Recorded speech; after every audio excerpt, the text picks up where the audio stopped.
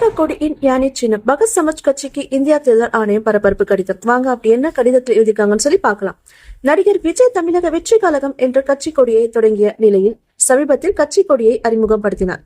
இந்த கொடியில் ஏனை சின்னம் இருந்தால் பகத் சமாஜ் கட்சியினர் தேசிய கட்சியான எங்கள் சின்னத்தை அவர்கள் வைத்துள்ளார்கள் என்றும், எனவே இது தொடர்பான உரிய விசாரணை நடத்த வேண்டும் எனவும் தேர்தல் ஆணையத்தில் புகார் கொடுத்தார்.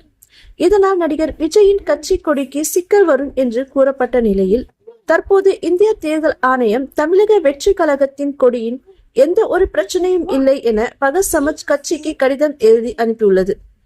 அதில் கட்சிகளின் கொடிகள் அதில் இடம்பெற்றுள்ள உருவங்களுக்கு ஒப்புதலோ அங்கீகாரமோ தேர்தல் ஆணையம் கொடுப்பதில்லை. எனவே கொடிகள் விதிமுறைகளுக்கு உட்பட்டு இருப்பதை அந்த கட்சிகள் உறுதி செய்ய வேண்டும் என்று தெரிவிக்கப்பட்டுள்ளது. மேலும் தமிழக வெற்றி கழகத்தின் கட்சி கொடிக்கு எந்த ஒரு பிரச்சனையும் இல்லை என்று தெளிவாக விளக்கப்பட்டுள்ளது.